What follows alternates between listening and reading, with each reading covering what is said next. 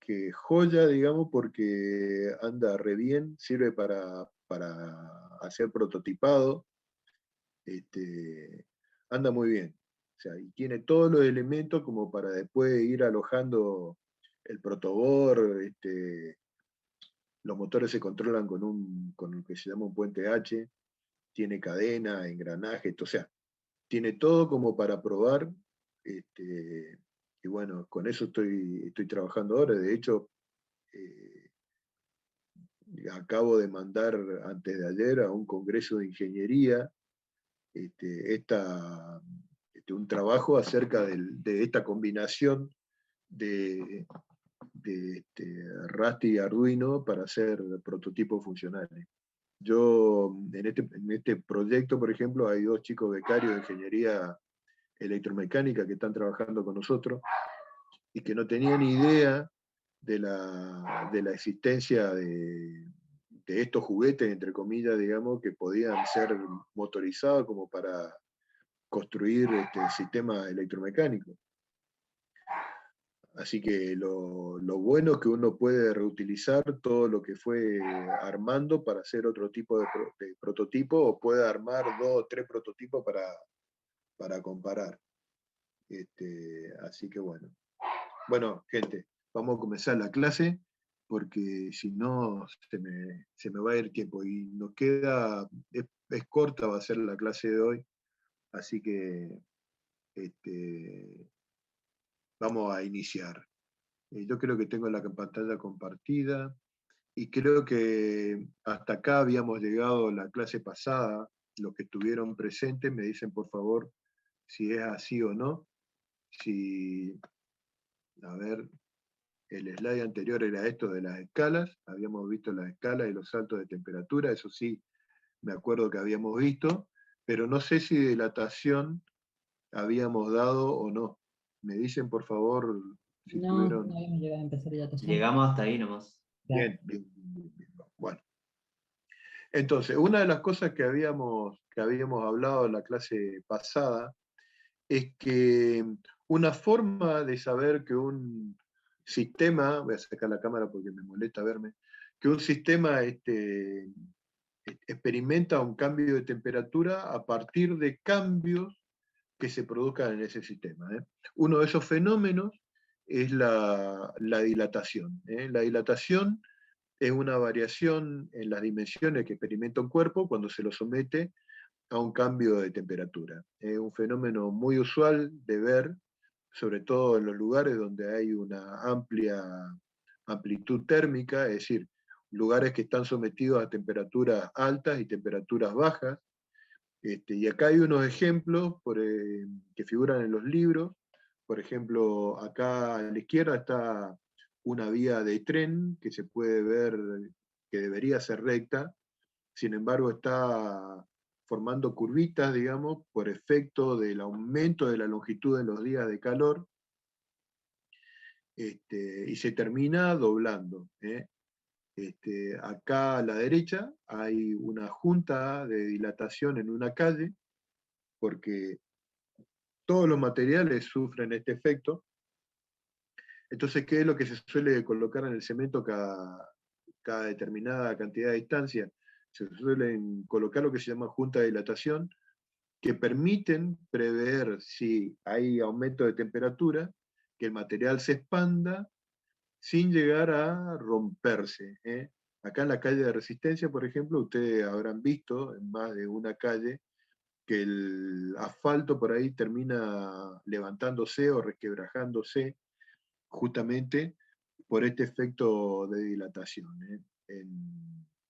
Cuando tienen un patio en su casa, un patio medio grande, y lo cargan con cemento, es usual también que el albañil les haga un canal cada tantos metros, digamos, que después lo rellena con brea, que también a eso se le llama junta de dilatación, y es para tener en cuenta el efecto de la temperatura. Aguánteme un cachito, por favor.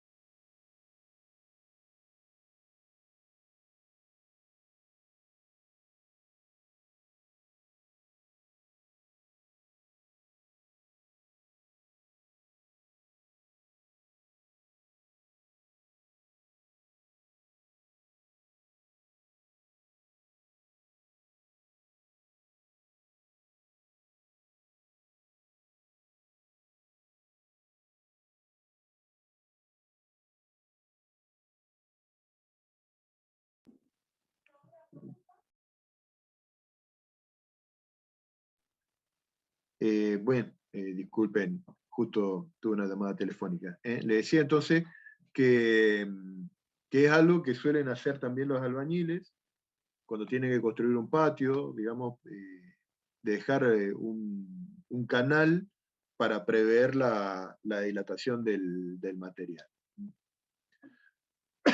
La dilatación que vamos a ver nosotros, en primer lugar, es la dilatación lineal. Es decir, vamos a considerar la dilatación de materiales en los cuales el largo del material es de varios órdenes mayor en relación a la sección del mismo. Por eso hablamos de varillas acá. Y consideramos el cambio de longitud que experimenta la varilla, pero no consideramos el cambio en la sección, que también sufre el efecto de la dilatación, pero se desprecia en comparación con el cambio de la longitud. Entonces, en este caso, tenemos una varilla que tiene una longitud L0 a una temperatura T0, y se la somete a un aumento de temperatura hasta que llega a una temperatura T, y la varilla experimenta un cambio en la longitud que se llama delta L. Es decir, la longitud final que adquiere la varilla es L0 más delta L. Y el cambio en la longitud es solamente delta L. La ley que rige el comportamiento es que el cambio en la longitud de la varilla es proporcional a una constante por la longitud inicial por el salto de temperatura. Esa constante se llama coeficiente de dilatación lineal, y las unidades son grados centígrados o grados Kelvin a la -1, porque como ustedes saben acá, este delta L se mide en unidades de longitud, el L0 también se mide en unidades de longitud, y me va a quedar entonces que alfa es proporcional a 1 sobre el cambio de temperatura, es decir, a 1 sobre delta T. Las unidades del coeficiente de dilatación lineal pueden ser grados centígrados a la -1 o grados Kelvin a la -1. Es decir, es el mismo valor numérico, porque delta T en grados Kelvin o en grados centígrados es exactamente lo mismo, porque la escala es centígrada en los dos casos. La realidad es que alfa depende de la temperatura, pero para delta T pequeño puedo considerar que alfa es constante para pequeños incrementos de la temperatura. En general, el coeficiente de dilatación lineal es positivo, y eso significa que un aumento de la temperatura provoca un aumento en las dimensiones de los cuerpos. Y por el contrario, cuando la temperatura disminuye, también disminuye las dimensiones del cuerpo. Pero para cualquiera de los dos casos, este alfa es positivo. Si este positivo, hablamos de un aumento, y si este es negativo, cuando algo se enfría, por ejemplo, este es negativo y representa una contracción. Esta tabla presenta algunos valores de diferentes materiales con los coeficientes de dilatación asociados. Acuérdense que, por ejemplo, el zinc vale 2,8 por 10 a la -5 grados centígrados a la -1, o 2,8 por 10 a la -5 grados Kelvin a la -1. No es que yo tengo que hacer el cambio de unidad acá, porque estamos haciendo referencia, de acuerdo a lo que dice esta definición del coeficiente de dilatación lineal, a un delta T, no a un valor de T, sino un incremento. A ver, para que quede un poquito más claro esto que estoy diciendo. Supóngase que yo tengo un recipiente con un líquido y tengo dos termómetros. Un termómetro en la escala Kelvin, y un termómetro en la escala centígrada. Entonces, supóngase que este está en 0 grados centígrados, este te va a estar marcando 273 grados Kelvin. Va sin el grado. 273 Kelvin. Si acá subió la temperatura 10 grados, acá va a pasar a 283 Kelvin. De acá a acá, el delta T es igual a 10 grados centígrados, y de acá a acá, el delta T es igual a 10 grados Kelvin. Fíjense que los dos valen exactamente lo mismo, por eso les decía recién que cuando hace referencia a este delta T, está hablando de incremento de la temperatura. Otra cosa importante es que si uno le pregunta cuál es la definición del coeficiente de dilatación lineal, ustedes no van a decir es delta L sobre L0 sobre delta T. Eso es la expresión del coeficiente de dilatación lineal. La definición del coeficiente de dilatación lineal es el cambio relativo de la longitud. A esto se le llama cambio relativo de la longitud por incremento de temperatura. Cambio relativo de la longitud por incremento de temperatura. Esa es la definición. Y delta L sobre L0 delta T es la expresión. Cuando hablamos de expresión, hablamos de fórmula. Cuando hablamos de definición, es decir, ¿qué dice esto en palabras? Y no es delta L sobre L0 delta T. El cambio relativo de la longitud por salto de temperatura o por unidad de temperatura. Sigamos. Ahora, ¿ustedes se acuerdan en Física 1 que habían visto cuando hablaron del metro en una de las primeras unidades? Habían seguramente el profesor de ustedes, que no sé quién fue su profesor de Física 1. El mío, Hugo Zurlo. Zurlo, bueno. Hugo o Tomás, la ingeniera Paredes, no, pero de teoría digo. La ingeniera Paredes fue su profesora de teoría. Yo la tenía como jefe de trabajo práctico. Bien, seguramente, bien, seguramente alguno de sus profesores, García, gracias, seguramente cuando vieron el sistema de unidades y vieron la definición del metro patrón, ¿qué habían hablado en ese momento cuando hablaron del concepto de metro? ¿Cómo habían definido el metro? ¿Se acuerdan de eso? Más o menos. Era, creo que la distancia que recorría la luz en un tiempo de 1/c, creo que más o menos. Sí, sí, sí, sí. Esa es la definición actual en base a una constante que es la velocidad de la luz.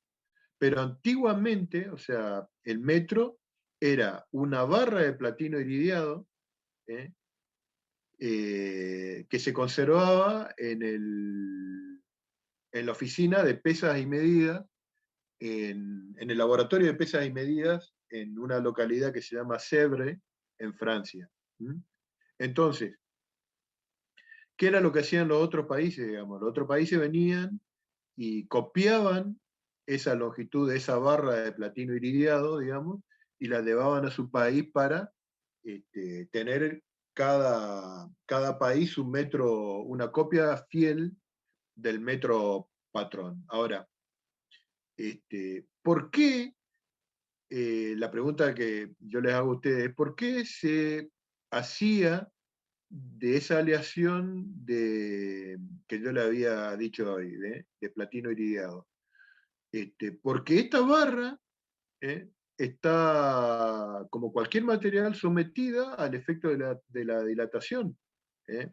Entonces, si a esta barra la llegaban a sacar un día de sol en Francia, iba a aumentar su longitud, y si la sacaban un día de mucho frío, iba a contraer su longitud. Y eso no es nada bueno para un patrón que se supone que tiene que ser invariante con cualquiera de las condiciones. ¿Por qué no se hizo la barra de madera? Porque la madera o cualquier otro material, con el cambio de temperatura, se dilataba o se contraía más. En cambio, esa aleación de platino iridiado variaba muy poco. Fíjense en esta tabla que no todos se dilatan de la misma manera. Por ejemplo, esta aleación, acero con níquel, que se llama INVAR, se dilata menos que la madera a través a lo largo de la fibra, que se dilata por 10 a la menos 6, digamos 10 veces menos aproximadamente, o 20. Y por eso se elegía de esa combinación. Y por esa razón también se tuvo que redefinir a algo que sea invariante, como en el caso de la velocidad de la luz, que es una constante. O sea, toda la definición de estos patrones de unidades tuvieron origen comercial. No fue porque por otra cuestión. Imagínense cultura diferente teniendo que comercializar oro, por ejemplo, o algún otro elemento de valor, necesitaban tener un lenguaje común. Por eso es que se adoptó, digamos, un sistema internacional de unidades, que en el caso de los ingleses o los norteamericanos, digamos, ellos siguen usando el que fue definido por ellos, digo, ¿no? Porque como son culturas se piensan ellos que son más que los demás, no están por bajarse culturalmente a aceptar reglas impuestas por otros. Por ello ellos siguen midiendo el combustible en galón, la altura en pies, la temperatura con su propia escala, los grados Fahrenheit. Si ustedes miran un noticiero americano, van a ver que la temperatura se expresa en grados Fahrenheit, no expresan en grados centígrados. Así que bueno, comentarios históricos aparte, dijo. Bien, ¿y qué utilidad tiene el tema de la dilatación? ¿Tiene uso, digamos, como en el caso de un interruptor, de un termostato?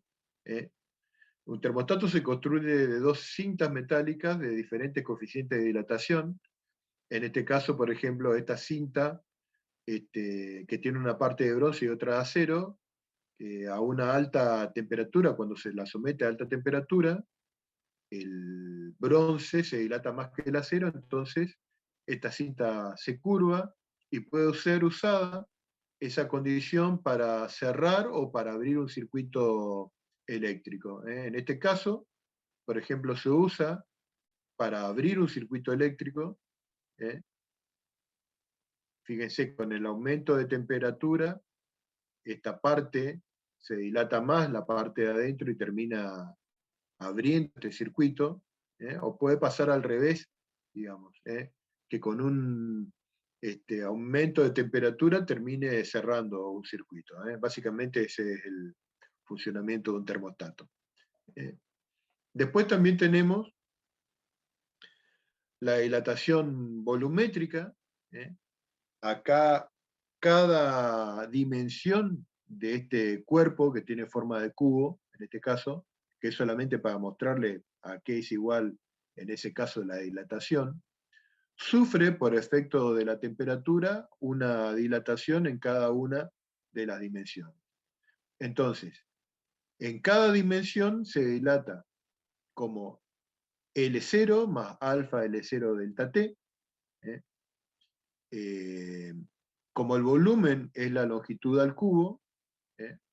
entonces me va a quedar esta expresión elevada al cubo, es el cubo de un binomio, es decir, el cubo del primero, más el triple producto del cubo del primero por alfa delta t, en este caso, que es el de este término de acá. Acá hay un término que está mal, me parece. A ver, el triple producto. Está bien, dije mal yo. El cubo de un binomio, básicamente. Fíjense lo interesante de esta expresión de acá. Vamos a mirar de vuelta la tablita que teníamos de los coeficientes de dilatación. Fíjense que son valores muy pequeños. Si yo esto le veo al cuadrado, me da un valor que es todavía más pequeño, del orden a la menos 10, y si elevo al cubo, me da el orden a la menos 15, todavía más pequeño. Entonces, en esta expresión de acá, el término que tiene alfa cuadrado, comparado con este alfa, lo descarto por ser mucho más pequeño, y este término que tiene alfa cubo, lo descarto por ser más pequeño que alfa cuadrado y más pequeño que alfa.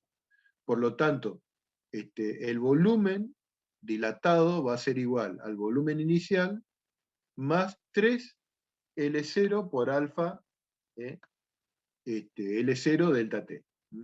Este L0 con este se hace en L cubo, entonces me queda que el volumen, en el caso del cuerpo dilatado, es igual al volumen inicial por 3 alfa B0 delta T. 3 alfa, le pongo el nombre de beta, que es el coeficiente de dilatación volumétrica. Fíjense que a partir del coeficiente de dilatación lineal, yo puedo obtener el coeficiente de dilatación volumétrica, que tiene las mismas unidades, no es al cubo, pero está multiplicado por 3. Entonces, ¿cómo se define el coeficiente de dilatación volumétrica? Como el cambio relativo del volumen por unidad de temperatura. ¿Y cuál es la expresión? El incremento de volumen dividido B0 delta T. Seguramente algunos de ustedes se estarán preguntando si existe un análisis similar para el caso superficial. Y sí, para el caso superficial, la ley va a ser la misma en el sentido de que yo voy a tener, para el caso de una superficie,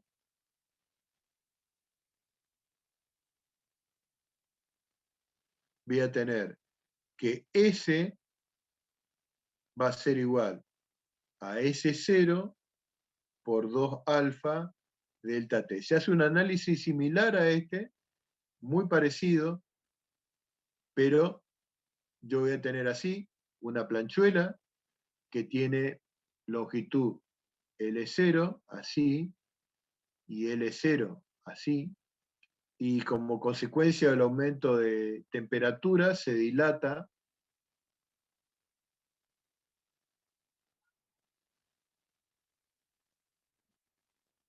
hasta un L y un L, donde L tiene la misma presión que habíamos visto hoy. L igual a L0 más L0 por alfa delta T. Entonces, cuando ustedes hacen el producto, cuando ustedes van a hacer L al cuadrado, va a ser igual a L0 más L0 alfa delta T al cuadrado. Van a tener el cuadrado del primero, más el cuadrado del segundo, más el duplo del primero del segundo.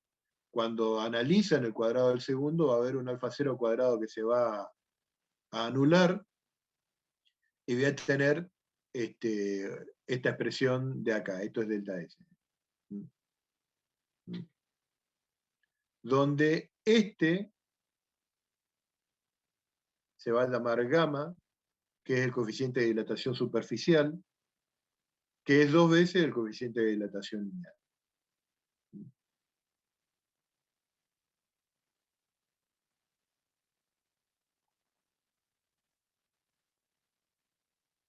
Seguimos. Bien, ahora vamos a hablar un poquito más del calor y las unidades del calor.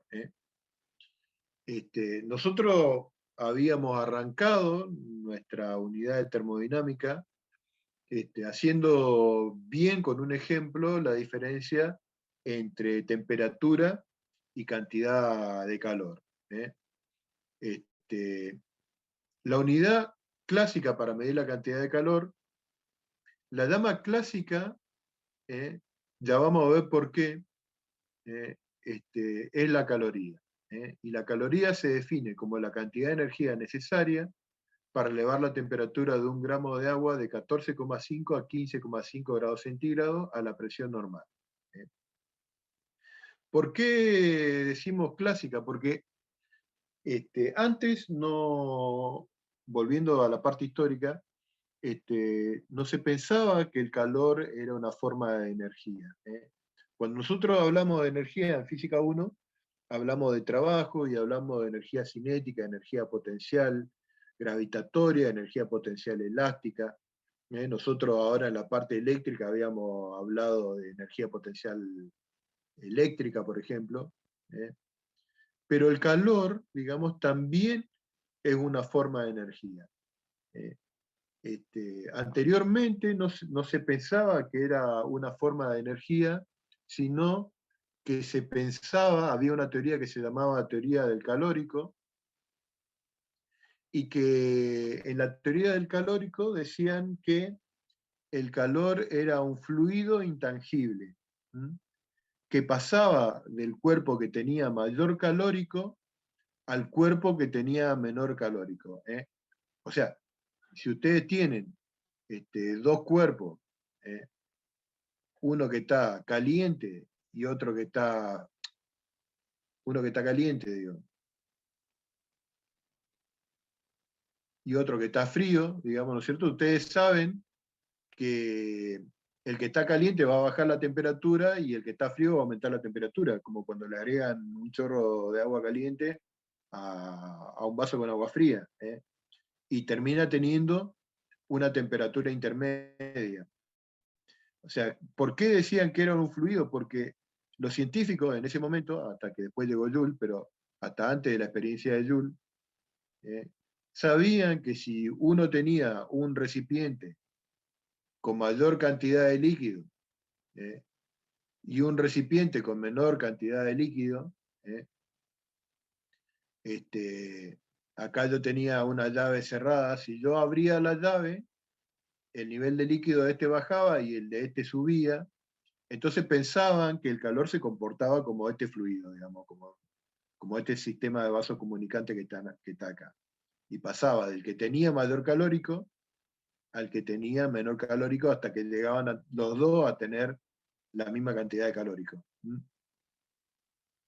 Este modelo quedó después dejado de antemano, dejado de lado, digo, perdón, por Joule con su experiencia que ya vamos a ver enseguida. Y para este modelo es que justamente no se hablaba de Joule, porque el Joule se dejaba para la energía cinética, para la energía potencial, sino que se hablaba de la caloría como cantidad de energía. Entonces la caloría era definida como la cantidad de calórico, acuérdense que esto data de ese momento, necesaria para elevar la temperatura de un gramo de agua de 14,5 a 15,5 a la presión normal. Como esta es una unidad relativamente pequeña, frecuentemente se emplea la kilocaloría. Otra forma o otra unidad es la unidad térmica británica o BTU, British Technical Unit, que es la cantidad de energía necesaria. ¿Vieron? Los ingleses con su propio sistema de unidad. Cantidad de energía necesaria para elevar la temperatura de una libra de agua de 63 Fahrenheit a 64 Fahrenheit. En el sistema internacional, la unidad de energía, trabajo y cantidad de calor es el Joule. No confundir trabajo y calor, no son energía, son formas de transferencia de energía. Justamente lo que hace Joule con su experiencia es establecer esta relación del equivalente entre la caloría que se empleaba antes y el Joule, que era unidad de energía mecánica, por decir así. ¿Y en qué consistió la experiencia de James Prescott Joule?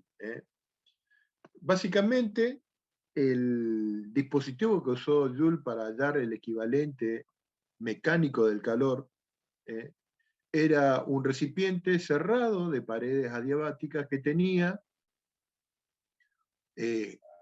una especie de hélice o aspas en su interior que estaban sujetos a un par de cuerpos que podían deslizarse hacia abajo por efecto de la gravedad. El líquido que había en este recipiente era mercurio. Y había además conectado al recipiente un termómetro, digamos, que era para medir temperatura. Entonces, lo que se observaba era que estos cuerpos caían y este termómetro levantaba su valor, empezaba a elevar, indicando algún aumento de temperatura. En el cuadro siguiente vamos a ver un poco la experiencia. Fíjense que el sistema es muy parecido, esto se va a ir repitiendo hasta que yo cambie de slide. Y quiero que miren primero lo que pasa con el termómetro en la animación. Como ustedes pueden ver, el termómetro registra un aumento de temperatura a medida que el cuerpo va cayendo. Ahora bien, ¿qué pasa en esta situación? Voy a abrir la cámara. Si yo tengo un cuerpo cualquiera, por ejemplo, eta virome. Eta virome en este momento tiene un contenido de energía potencial, ¿no es cierto? Relacionado con la posición. Cuando yo suelto la virome, ¿qué pasa con la energía potencial? La energía potencial, como va cambiando la altura, disminuye. ¿Y qué pasa con la energía cinética, la relacionada con la velocidad? A medida que esto va cayendo, va aumentando su velocidad, va aumentando su energía cinética. Ustedes vieron en Física 1 que justamente en el principio de conservación de la energía potencial va disminuyendo y se va transformando en energía cinética. Es decir, como ustedes saben también, la energía no se crea ni se destruye, sino que va cambiando de forma, se va transformando. Entonces, esa energía potencial de esta virome, cuando va cayendo, se transforma en un aumento de la energía cinética. Es decir, este cuerpo no va cayendo con velocidad constante, sino que va aumentando la velocidad. Entonces, miremos ahora de vuelta la animación que está en la pantalla de la computadora de ustedes.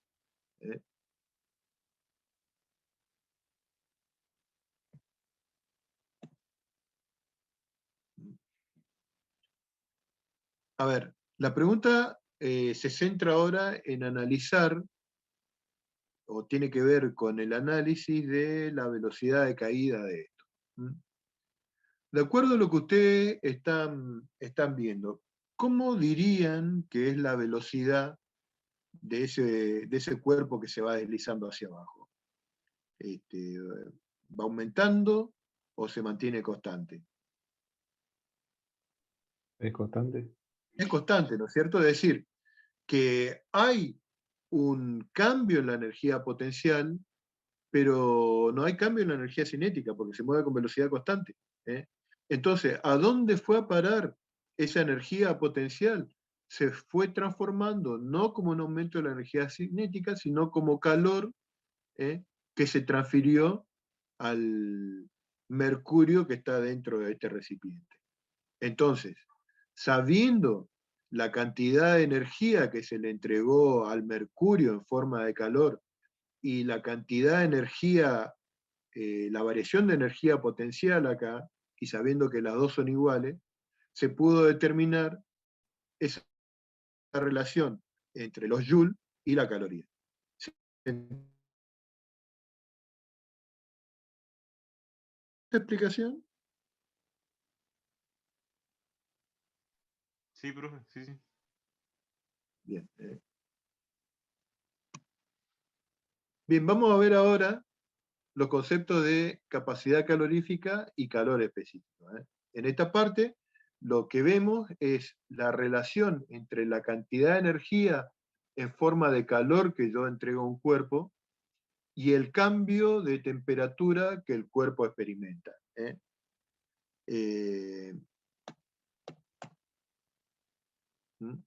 La capacidad calorífica se define como la cantidad de energía que se le entrega a un cuerpo dividido el aumento de temperatura que éste experimenta.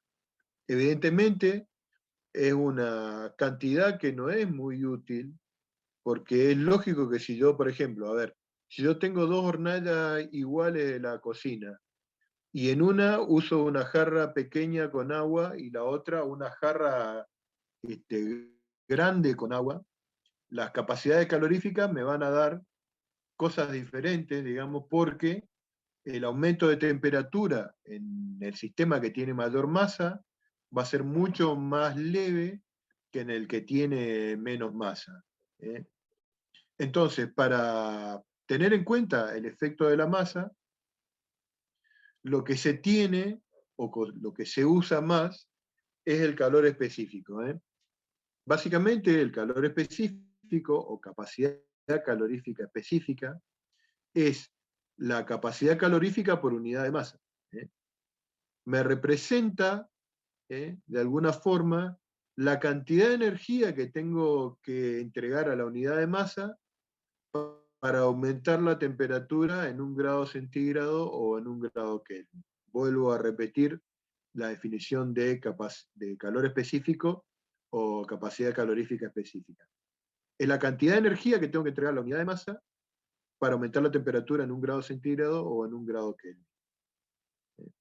Este aumento de temperatura puede ser positivo, que es cuando le estoy entregando calor al cuerpo, o podría ser que este delta T negativo sería en ese caso que el cuerpo está liberando energía al exterior.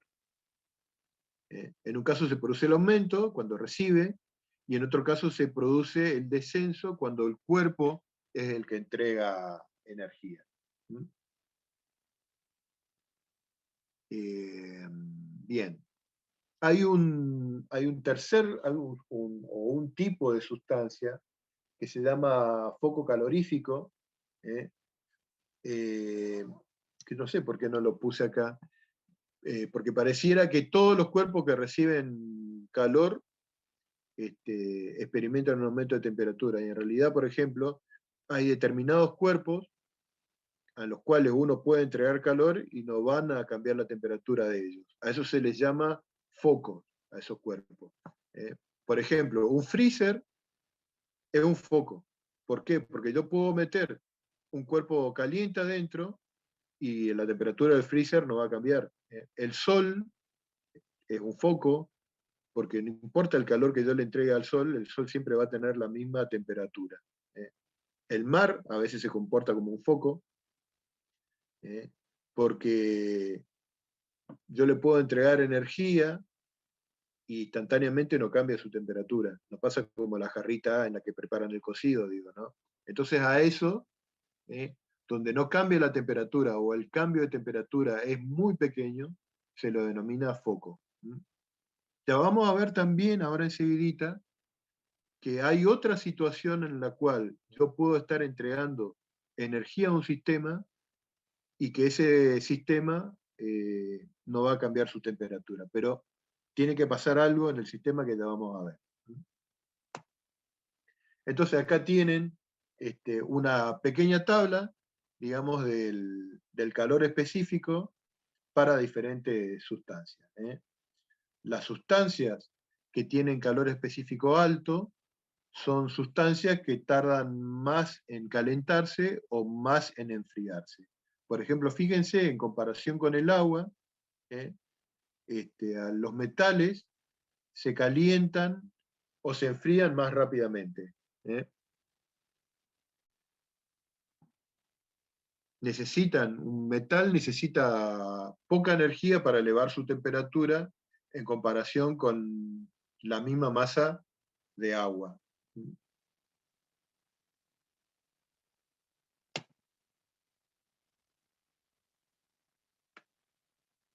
Bien, entramos ahora en la parte de la determinación del calor específico de una sustancia. A esa rama se la llama calorimetría. La parte de calorimetría, nosotros la solíamos hacer en el laboratorio. En nuestra materia, Física 2, hubo años, por ejemplo, en la que el profesor que estaba responsable del curso daba primero la parte de calor y después daba toda la parte de electricidad, magnetismo y ondas. Y en esos casos, por ejemplo, se llegaba a dar en uno de los laboratorios alguna práctica de determinación de calor específico de un sólido. Eh, a, esa, a ese tipo de determinación o a ese tipo de ejercicio se le llama calorimetría, que consiste en la determinación del calor específico de un determinado material. Es muy fácil de hacerlo, inclusive a nivel casero. Va a tener un error importante, digamos, el hacerlo en la casa, sobre todo con lo que sea la determinación del valor de la temperatura, pero se lo puede hacer. Básicamente, lo que se hace es lo siguiente. Supónganse que este cuerpo de masa ms es el cuerpo cuyo calor específico yo quiero determinar. Por ejemplo, un cuerpo de cobre, qué sé yo, o algo cuyo calor específico yo quiero determinar. Entonces, ¿qué es lo que se hace?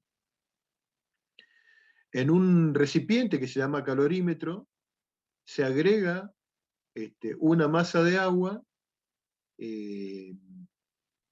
y ese recipiente tiene un termómetro. La masa de agua está a una temperatura T0. El calorímetro, la característica que tiene es que es un recipiente que tiene paredes adiabáticas, es decir, no deja salir energía ni deja entrar energía mientras ese calorímetro esté cerrado. En el laboratorio, por ejemplo, lo que nosotros usábamos como calorímetro era una conservadora de 1 kilo de helado, que para la experiencia de laboratorio se portaba bastante bien, digamos, como calorímetro. Eventualmente también se podría usar un termo para la experiencia, un termo de metal, no el de aluminio, porque se imaginan que si esto es de metal y lo tengo que poner acá adentro, termina rompiendo el termo. Pero un termo sería mejor aún como calorímetro casero. La desventaja del termo es que no tengo dónde ubicar el termómetro, a diferencia de la conservadora del lado, que le puedo hacer un agujerito y pasar un termómetro de mercurio por ahí. El cuerpo cuyo calor específico se quiere determinar, se lo pone al baño María, en agua, cuya masa no me interesa, porque para lo único que hago esto es para calentar este cuerpo. Esta temperatura TS, como ustedes están viendo acá, es mayor que la temperatura del sistema que está dentro del calorímetro. Entonces, después, ¿qué es lo que hago? Saco este cuerpo lo más rápido posible y lo sumerjo dentro del calorímetro. Entonces, ¿qué es lo que va a pasar? este cuerpo va a experimentar un descenso de su temperatura, ¿eh? Y el agua va a experimentar un aumento de temperatura por el calor que está recibiendo. Este baja su temperatura, está cediendo energía, y como el recipiente es de paredes adiabáticas, ese cambio de energía se realiza solamente entre el agua y el cuerpo cuyo calor específico yo quiero determinar. Entonces, fíjense que nosotros anteriormente habíamos visto esta relación de acá, que yo la puedo escribir, esta relación de acá, yo la puedo escribir como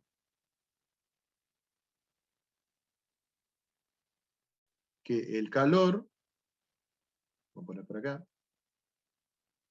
es igual a la masa por el calor específico por la variación de la temperatura. ¿Mm? Es simplemente hacer, que está escrito acá, ¿eh? No lo había visto, está escrito acá. ¿Mm? Entonces, el cuerpo que está caliente, el cuerpo que está caliente va a entregar energía al cuerpo que inicialmente estaba más frío en una cantidad Q. Fíjense, entonces, va a haber alguien que cede y esa misma cantidad de energía cedida va a ser absorbida por el agua. ¿Mm? Entonces, ¿quién cede calor y en qué cantidad? Cede este cuerpo caliente, que es su masa por el calor específico que yo quiero determinar y que no conozco, por la variación de temperatura que experimenta. Es decir, que va a ser TS menos la temperatura de equilibrio. La temperatura mayor menos la temperatura menor. No la temperatura posterior menos la temperatura anterior. La temperatura después de meterlo es la temperatura mayor menos la temperatura menor. ¿Y quién la absorbe? El agua, cuya masa es M, por su calor específico, que nosotros sabemos que esto vale 1 caloría sobre gramo o grado centígrado, por el salto de temperatura, que sería la temperatura de equilibrio menos la temperatura inicial que tenía el agua. Entonces, fíjense que de acá yo puedo decir que el calor específico es igual a la masa de agua por su calor específico, por la temperatura de equilibrio menos la temperatura inicial del agua, dividido la masa del cuerpo por la temperatura que tenía inicialmente menos la temperatura de equilibrio. ¿Mm? Es decir, este y este lo miden con una balanza.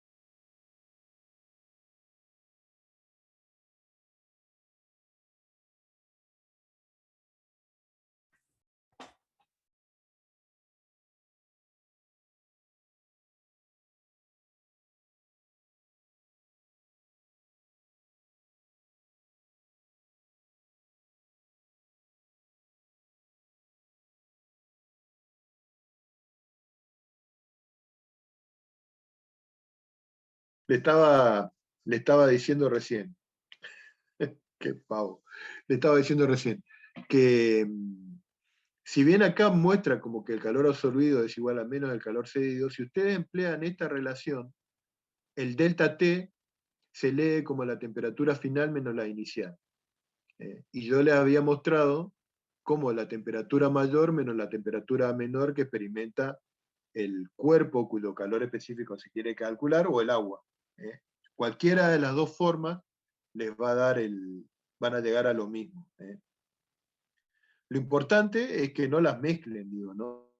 Las dos formas de llegar al resultado del calor específico no sea mezclado. Entonces, fíjense, en una primera aproximación, es un problema muy sencillo. Una cosa que yo no les comenté es que además acá, en este sistema, también va una especie de varilla, me atorcía mi varilla, pero con una hélice abajo, una varilla con una hélice abajo que se denomina agitador. Esta varilla sale por afuera y lo que uno hace es hacer esto con la varilla. A ver si se me ve. Ahí está. Supóngase que esta es la varilla, uno va haciendo así con la varilla para que el sistema llegue al equilibrio térmico lo más rápido posible. Lo que hace de alguna forma es lograr que la temperatura del sistema sea uniforme y que no esté más caliente cerca del cuerpo que lejos del cuerpo, porque ahí ya me va a influenciar la temperatura que va a leer el termómetro. Entonces se usa el agitador para, de alguna forma, hacer o dejar uniforme la temperatura del sistema. Entonces, esto es en una primera aproximación. Ahora, imagínense ustedes que cuando yo sumerjo este cuerpo de acá, no solamente el agua recibe la energía de este cuerpo caliente, sino que también la recibe el vidrio del termómetro, el mercurio que está dentro del termómetro, el agitador, y las paredes de adentro del calorímetro, si fuese un calorímetro pro, digo, ¿no? No un calorímetro de emergencia como el que yo les decía hoy, de Telgopor. Pero todos van absorbiendo energía. Entonces, ¿qué es lo que se hace? Se hace una corrección que se denomina hallar el equivalente en agua del calorímetro. Y eso lo vamos a ver ahora, a continuación.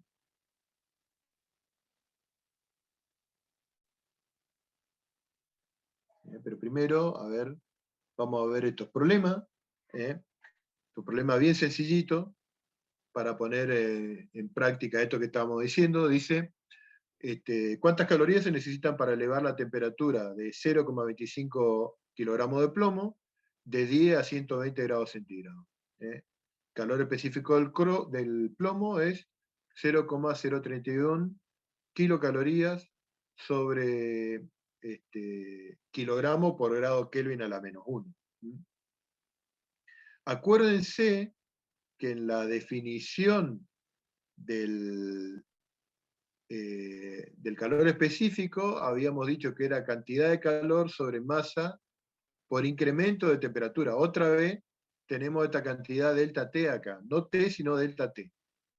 Y delta T en la escala Kelvin o en la escala centígrada es exactamente la misma. Entonces, la cantidad de calor va a ser igual a la masa por el calor específico, por el salto de temperatura.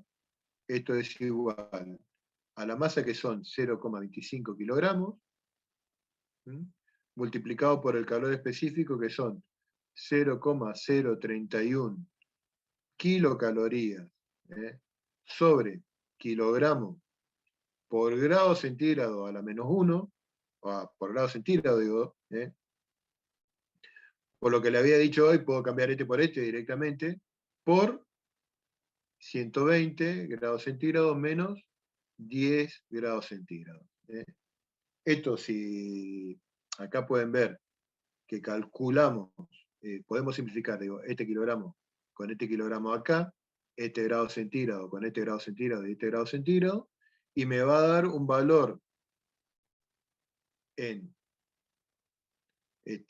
kilocalorías, que después lo tengo que pasar a calorías, digo, ¿no? Es decir, no tiene nada de complejo este problema, es muy sencillo. ¿Mm?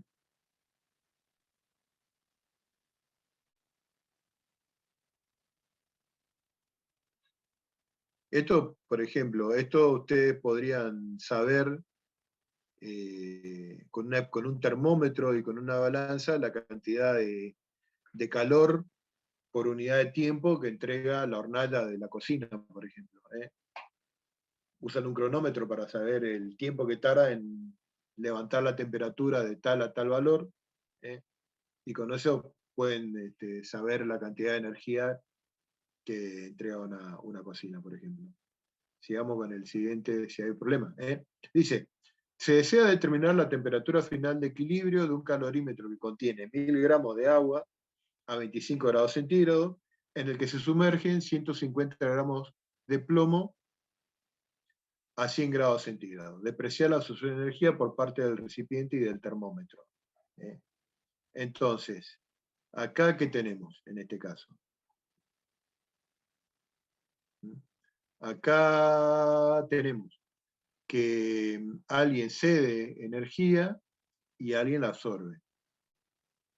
¿Quién entrega energía? Los 150 gramos de plomo. Vamos a ver cuánto era el calor específico del plomo, que acá no está, pero tenemos una tablita más atrás.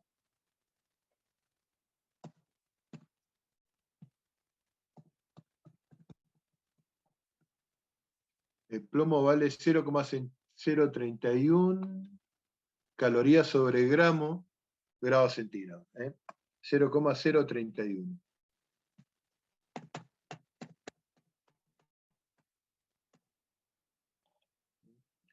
Entonces, el calor específico del plomo es igual a 0,031 calorías sobre gramo grados centígrados. Entonces, se desea determinar la temperatura final de equilibrio de un calorímetro que contiene 1000 gramos de agua a 25 grados centígrados, en el que se sumergen 150 gramos de plomo a 100 grados centígrados. Entonces, tengo, ¿quién cede? Cede el plomo. ¿Qué masa tiene el plomo? Tengo los 150 gramos por el calor específico del plomo, que era 0,031 calorías sobre gramo o grado centígrado, por la variación de temperatura que experimenta el plomo, que serían los 100 grados centígrados. Evidentemente se va a enfriar, menos la temperatura de equilibrio. Por eso es 100 menos la temperatura de equilibrio y no al revés. Y por el otro lado tenemos agua, que son 1000 gramos. El calor específico del agua es 1 caloría sobre gramo o grado centígrado por la variación de temperatura que experimenta el agua, es decir, el agua se va a calentar, por lo tanto me va a quedar la temperatura de equilibrio menos los 25 grados centígrados. De acá tienen que determinar cuánto vale la temperatura de equilibrio. Bueno, a ver, hay 10, a ver, calculen a cuánto da la temperatura de equilibrio. Pregunto, ¿la temperatura de equilibrio puede ser mayor de 100 grados centígrados? ¿La temperatura de equilibrio puede ser menor de 25 grados centígrados? ¿La temperatura de equilibrio puede ser negativa?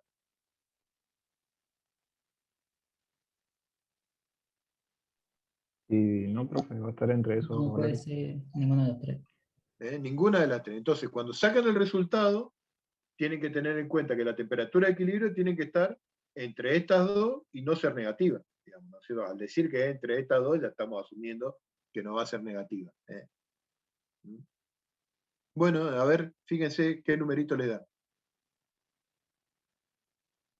Yo, mientras ustedes hacen las cuentas, yo me voy a ir al baño. Y cuando vengo del baño, ya quiero que te los cálculos hechos.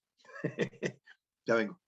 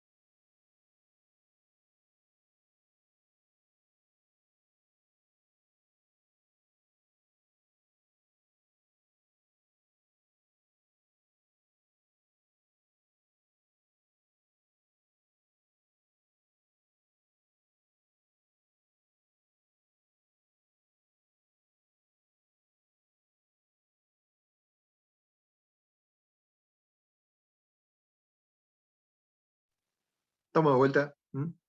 ¿Y llegaron a un valor numérico?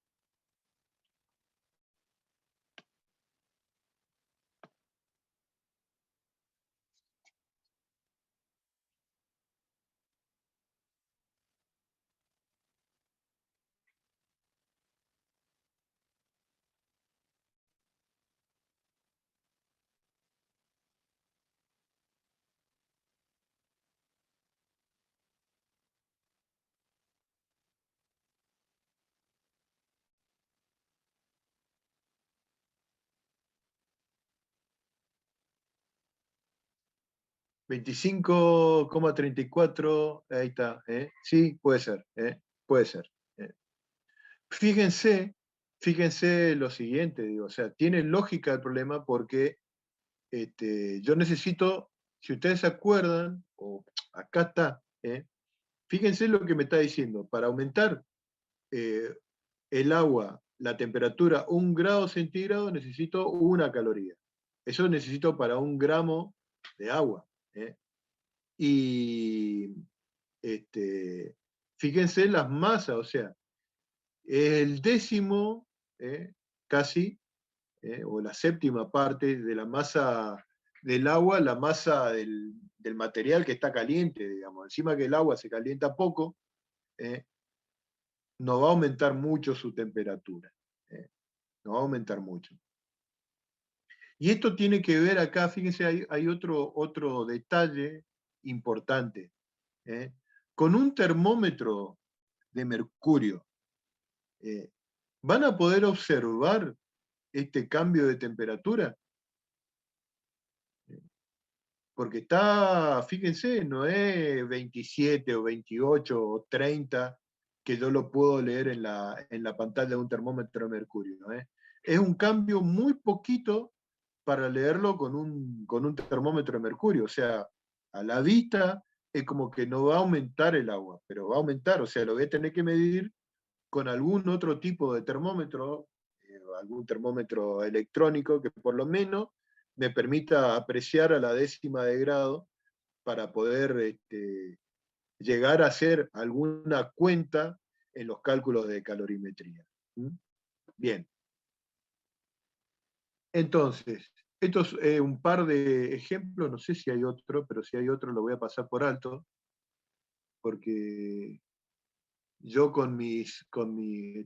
la clase va a ser corta, parezco el médico cuando le dice al que lo va a pinchar, te va a doler no te va a doler nada, un poquitito nomás te va a doler y le hace saltar la...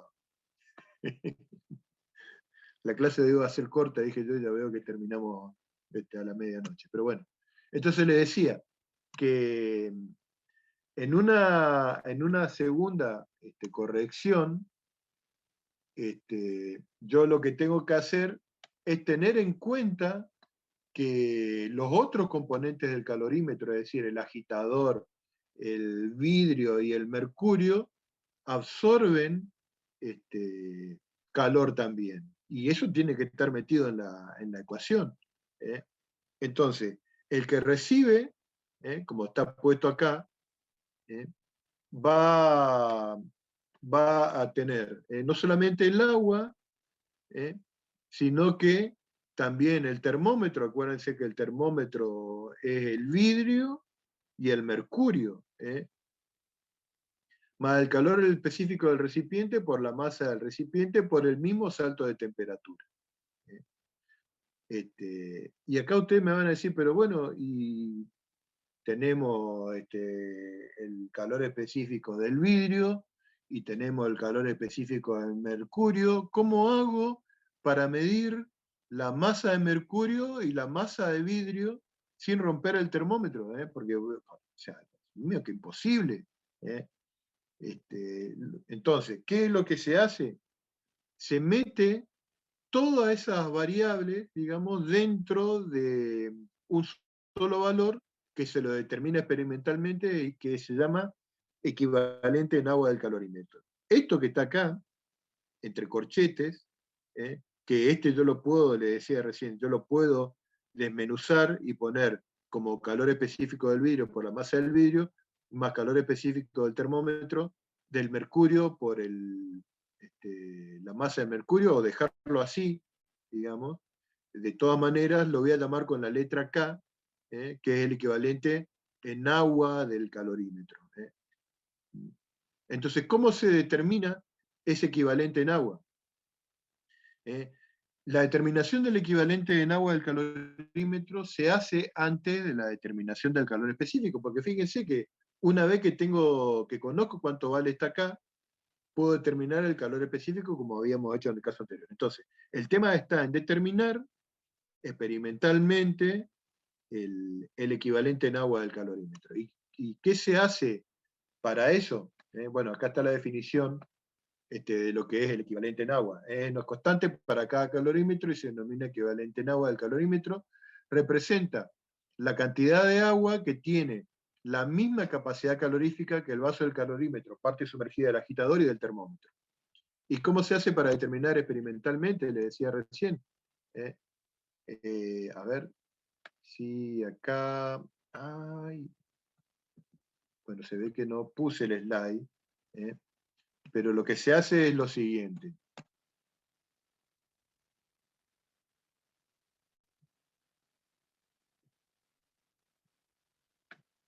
Entonces, ¿cómo se hace para determinar el equivalente en agua del calorímetro? Esperen que me dé bolilla mi marcador. Entonces, se usan dos recipientes. Uno es el calorímetro que habíamos visto hoy.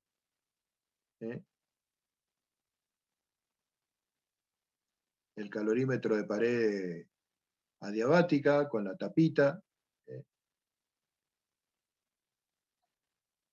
Con la masa de agua M, con el termómetro y el agitador. Este era M mayúscula. Vamos a usar la misma nomenclatura.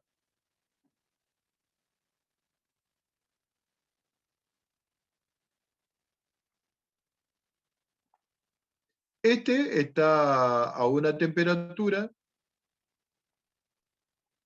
T0. Entonces, acuérdense que yo quiero determinar cuánto vale la constante en agua del calorímetro. Por otro lado, en otro recipiente, tengo una masa M de agua a una temperatura T' mayor que T0. Es decir, conozco la masa de agua, acá, conozco esta masa de agua, y conozco las temperaturas del agua en el calorímetro, que va a ser la misma que la del termómetro del agitador, y quiero calcular el equivalente en agua, el K. Entonces, ¿qué es lo que hago? O sea, una vez que tengo el agua caliente, esta cantidad de agua la sumerjo o la meto dentro del calorímetro y ahí va a haber el agua caliente que va a ceder y el agua dentro del calorímetro más todos los elementos que va a absorber. Es decir, que voy a tener que la masa del agua que está acá por el calor específico, por la temperatura primada menos la temperatura de equilibrio, porque es la mayor menos la menor, va a ser igual a la masa M de agua por el calor específico del agua más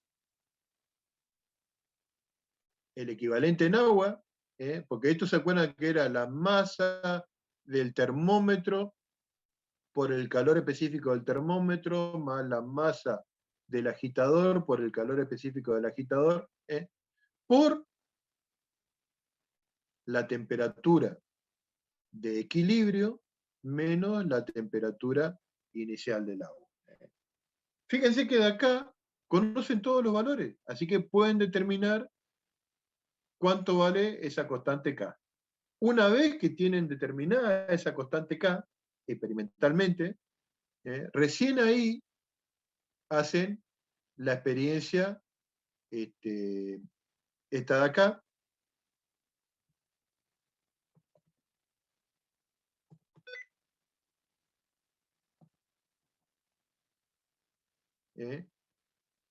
la experiencia que habíamos hablado al principio, con la determinación de K hecha, recién ahí se hace la experiencia para la determinación del calor específico del Sol.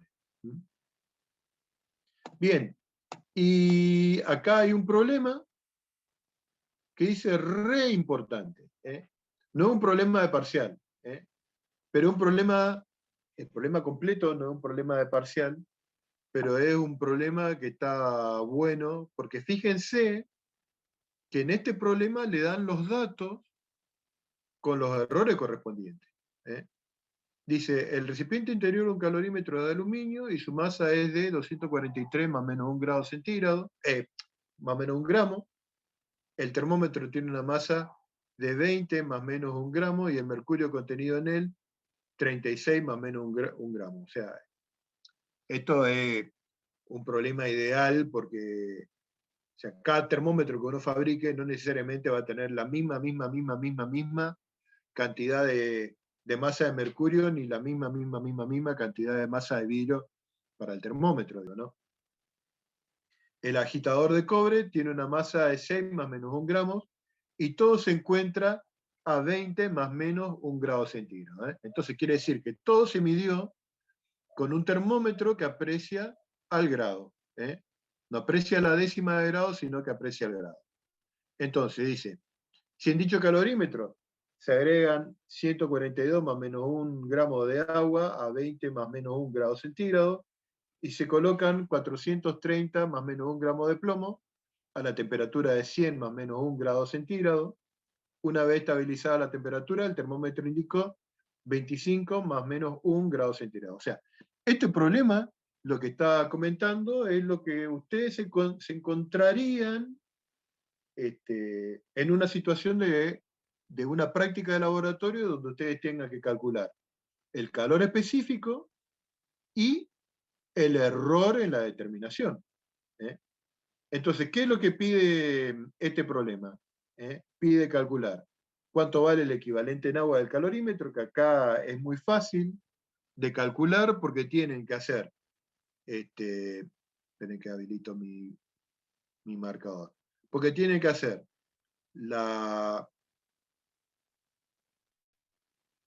masa de vidrio por el calor específico del vidrio, más la masa del mercurio por el calor específico del mercurio, más la masa del agitador por el calor específico del agitador.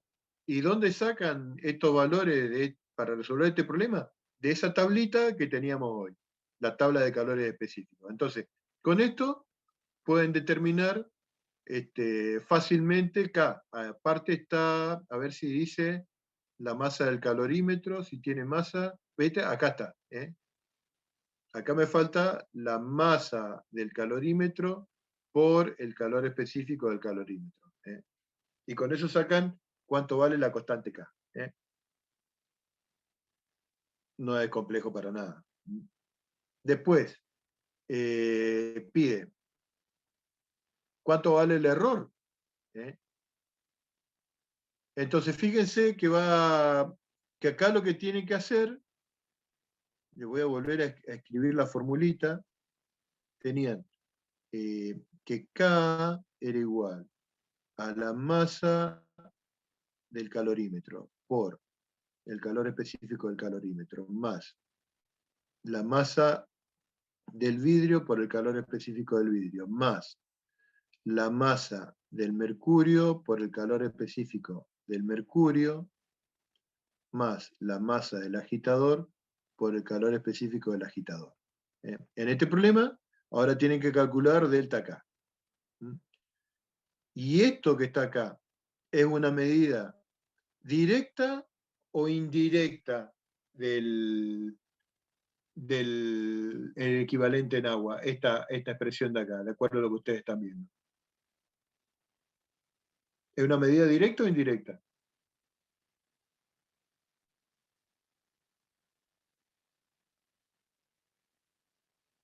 Indirecta, profe. Perdón, no te escuché, Indirecta. indirecta, ¿no es cierto? Entonces, en el caso de que sea una medida indirecta, ¿qué es lo que tienen que aplicar? Propagación de errores. Entonces, esto va a ser la derivada de la masa, este, perdón, ¿dónde está acá está. La derivada de K respecto de la masa del mercurio por el delta M del mercurio, perdón, del calorímetro. La derivada de K respecto de la masa por la masa del calorímetro. Me va a quedar este término solo, por ejemplo, y delta M va a ser 1 gramo, por ejemplo. Y así voy haciendo para los otros términos. Con eso voy a tener el valor de delta K. ¿Mm? Después, ¿qué más pide el problema? Tiene que hacer, para los otros términos también, tiene que ser la derivada de K respecto de la masa del vidrio por el delta de la masa del vidrio, que también vale, de acuerdo a lo que dicen acá, vale también 1 gramo. Este vale 1 gramo. ¿Mm? Y acá me va a quedar, ¿qué me va a quedar acá cuando haga la derivada? Me va a quedar el calor específico del vidrio, por ejemplo. ¿Mm?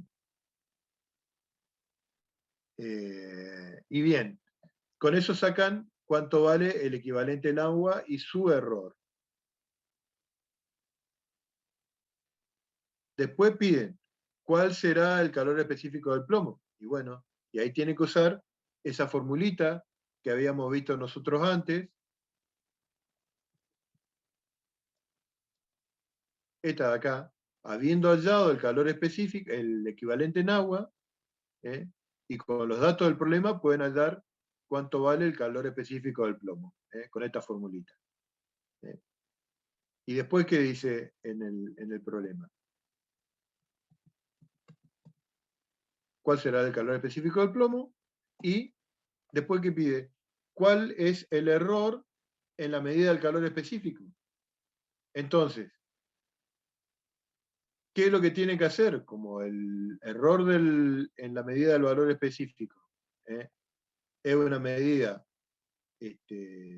indirecta, tiene que aplicar propagación de errores sobre cada uno de los datos del problema. Fíjense que tienen 1, 2, 3, 4, 5, 6, 7, 8, van a tener una expresión con 8 derivadas parciales con los errores correspondientes. Para eso está acá, para eso tienen cada uno de los valores con el error medido. ¿Cómo podría reducir el error en la medida? Entonces, ¿cómo hago para achicar el error? Y ustedes me van a decir, bueno, tengo que medir algo con una mejor calidad. O sea, ¿qué hago? ¿Compro un termómetro mejor? ¿Compro una balanza mejor que me mida a la décima de gramo? ¿O compro un termómetro que me mida a la décima de grado?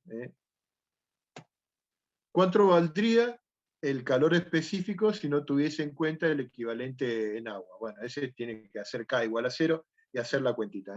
Pero, a ver, para que ustedes vean, déjenme que voy a salir un ratito de acá y le voy a compartir la cuentita, queda igual, pero se la voy a mostrar con el MatCAD. A ver un poquitito, aguántenme un momento.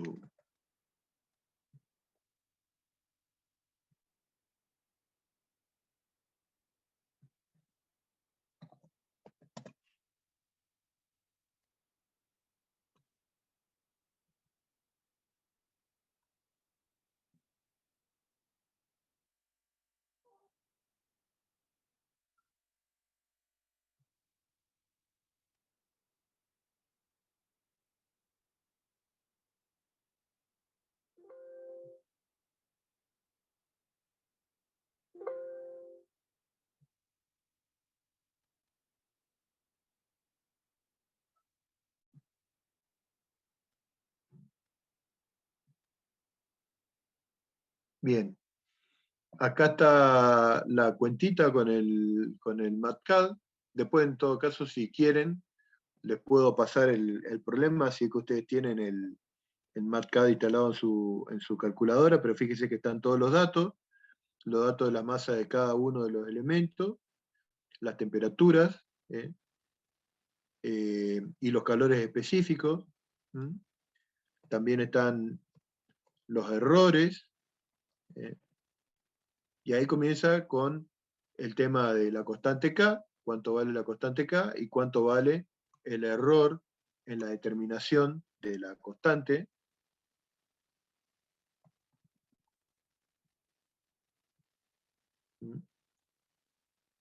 Después tienen el cálculo del calor específico.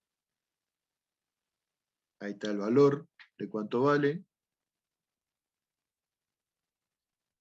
Y después tiene el cálculo de las derivadas parciales que yo les decía hoy, aplicando propagación de errores. Estos son los errores en cada una de las determinaciones que uno va haciendo, digo, ¿no? Para después tener cuánto vale el error en el cálculo del calor específico. Entonces, fíjense que acá tengo los errores. ¿Quién es el que me está introduciendo más error? Evidentemente, el que tenga el exponente más, más grande, por decir así. En este caso tengo a la -5, en este caso tengo a la -4, -5, -4, y tengo acá el error en el cálculo de la temperatura, que me está introduciendo un error del orden de a la -3. O sea, un orden más que el resto de los elementos. Entonces, fíjense también cuánto me da el calor específico.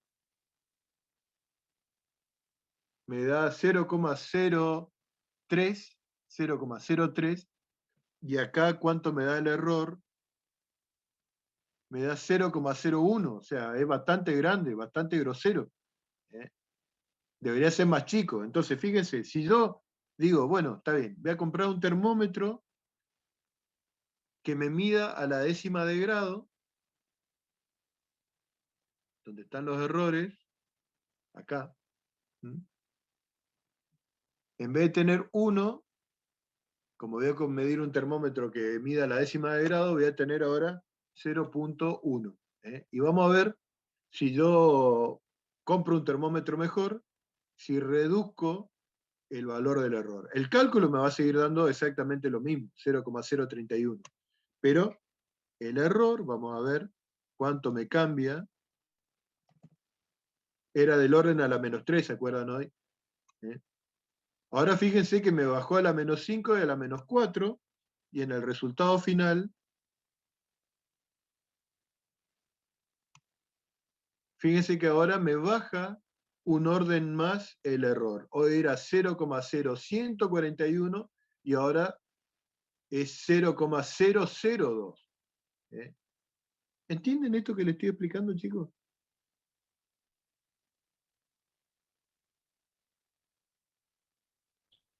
Sí, ¿Se entiende? que el error Yo, depende de la precisión a la que se mide. claro, o sea, no sirve de nada, fíjate, miren acá. ¿Qué pasa si ustedes dicen, bueno, en vez de comprar un termómetro, el termómetro que me mide a la décima de grado, vamos a dejarle en 1 grado como estaba antes, me compro una balanza que me mida a la décima de gramo. A ver qué pasa si yo hago la inversión de comprarme una balanza que me mida a la décima de gramo, ¿qué va a pasar con el error? ¿Ve? No reduje en casi nada, era 0,014, ahora es 0,013. O sea, evidentemente, si yo tengo que mejorar mi proceso de medición para hacer una medición más precisa, no tengo que cambiar la balanza tengo que cambiar el termómetro, tengo que buscar un termómetro de mayor precisión para que me dé una medida mejor. Porque acuérdense, cuando ustedes miden algo, la incerteza tiene que ser lo más chico posible. Acuérdense también que error e incerteza son conceptos diferentes. La incerteza yo la puedo reducir. La puedo reducir, en este caso acá, con un mejor termómetro. El error es algo sobre lo que yo no tengo control. Por ejemplo, la temperatura la temperatura del medio ambiente, a la cual yo estoy haciendo la medida, la dilatación del vidrio por el cambio de temperatura, son errores que no se pueden medir. Simplemente las incertezas se reducen, los errores no tengo control. A menos que conozca cómo se dilata el vidrio con el cambio de temperatura y pueda hacer la corrección. Eso también les habrán explicado en física 1. Las incertezas se corrigen, los errores no. Porque no tiene control básicamente sobre el error. Sigamos. Yo estaría con esto acá. Después, en todo caso, me recuerdan en el grupito de WhatsApp para que les pase en PDF y el archivo nativo de MATCAD, por si alguno de ustedes tienen y quieren jugar un poquito con el problema. ¿Qué cuestión inviable hay en este problema? Dice, ¿qué cosa es imposible en este problema? Y era lo que decíamos hoy, el tema de medir la masa del vidrio y del mercurio, todo por separado, digo, ¿no? En el caso de un termómetro. Este es un problema muy de libro, pero está igual interesante por el tema del tratamiento de errores que tiene el problema. Bien. Bien, este dije que iba a pasar. Ah, este está bueno, mire. A ver. No es que lo voy a pasar, no voy a llegar a los cálculos, pero lean el enunciado del problema. Dice, se desea determinar la temperatura final en un calorímetro que tiene 200 gramos de agua a 70 grados centígrados, en el que se sumergen 3.000 gramos de cobre a 200 grados centígrados. Despreciar la absorción de energía por parte del recipiente del termómetro. Cuando abra el calorímetro, voy a encontrarme con... ¿Con qué me voy a encontrar? ¿Qué puede haber pasado ahí? Se evaporó el agua, hirvió. Claro, evapora todo el agua. Evapora todo el agua. Es decir, el agua cambia de estado en ese caso. No voy a poder hablar de temperatura de equilibrio porque se va a evaporar el agua. Va a haber uno de los sistemas va a experimentar un cambio de estado. Entonces, ¿qué es lo que pasa cuando hay un cambio de estado? Bueno, esto más o menos ustedes ya lo saben, los cambios de estado, digamos, los nombres que tienen,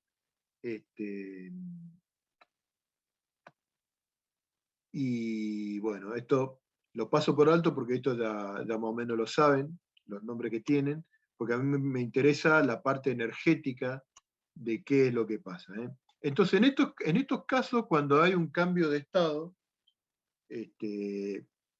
no se habla ya de un calor específico, sino que se habla de un calor latente. El calor latente es la cantidad de energía, vamos a esta formulita de acá abajo, la cantidad de energía que hay que entregar a una determinada cantidad de masa de masa de un sistema para producir un cambio de estado. Para que ustedes vean, vamos a este caso de acá. Bueno, ahí están los calores latentes, pero quiero primero entrar en este gráfico. Fíjense, supónganse que yo tengo en un recipiente hielo a menos 30 grados centígrados, como dice acá. Y le empiezo a entregar energía. Fíjense que en el eje horizontal está la cantidad de energía que yo voy entregando, y en el eje vertical las temperaturas. Entonces, mientras el hielo exista como sólido, va a ir aumentando su temperatura a medida que recibe energía. Pero una vez que el hielo se empieza a derretir, durante todo el proceso, si yo tuviese un termómetro, el termómetro no va a marcar variación de temperatura, va a recibir energía. ¿Se acuerdan que yo les había dicho en la clase que esta era la otra situación en la cual recibo energía, pero no hay cambio de temperatura, porque está el sistema experimentando un cambio de fase? Entonces, por más que reciba eso que es agua y hielo, una mezcla de agua y hielo, que exista esa mezcla, o sea, mientras exista en ese recipiente hielo flotando, digamos, no va a aumentar su temperatura por más que yo le entregue calor. Una vez que se derritió todo el hielo, ahí otra vez va a empezar a elevar su temperatura, hasta que alcance los 100 grados del agua, que va a empezar a formarse vapor. Entonces, mientras el agua está con esa mezcla de agua líquida y vapor de agua, el agua tampoco va a aumentar.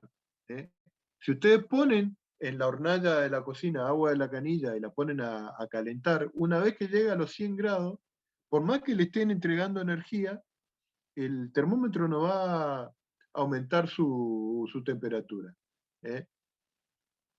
Y una vez que se evaporó todo el agua, recién ahí otra vez empieza a aumentar la temperatura, pero esta vez del vapor de agua que queda en el recipiente. Al calor que recibe, se le llama calor latente, los cambios de fase, y calor sensible, en estos casos donde con el suministro de calor hay un aumento de temperatura. Una pregunta, nosotros, hoy yo le había comentado al principio de la clase, de que uno daba estos temas en la Facultad de Ciencias Agrarias, y una pregunta de respuesta abierta que se había puesto en un examen parcial era la siguiente: decía, si un sistema recibe energía y un termómetro puesto en ese sistema no registra aumento de temperatura, ¿qué significa? Y era un problema de respuesta abierta, o sea, la respuesta que uno como profesor esperaba era que el alumno ponga que el sistema está experimentando un cambio de fase.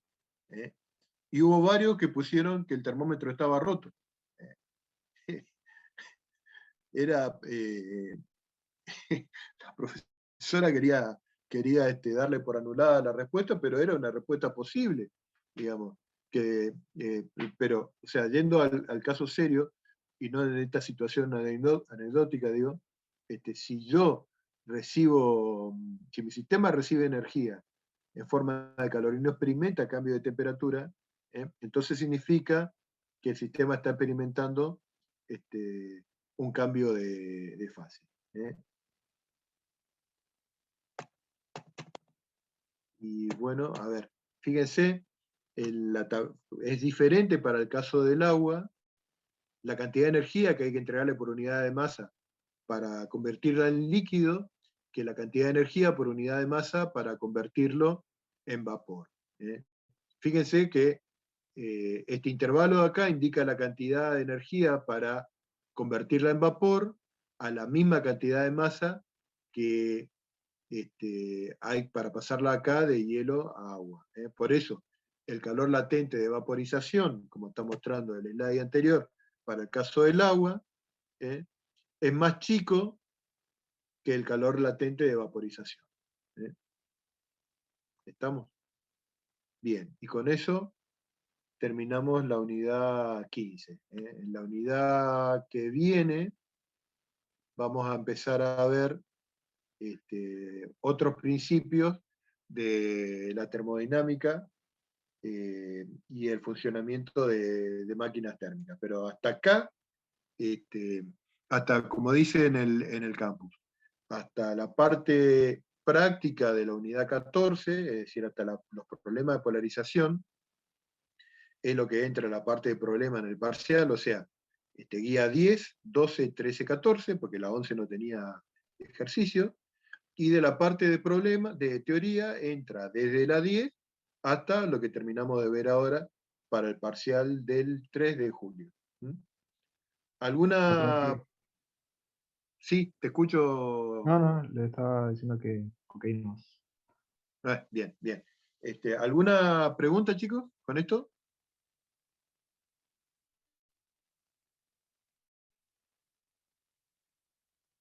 Por mi parte, ¿No no, hay profe. ninguna? Bueno, chicos, entonces nos estaríamos viendo con ustedes el martes que viene para dar inicio a la unidad, a la última unidad del programa, que es la unidad 16.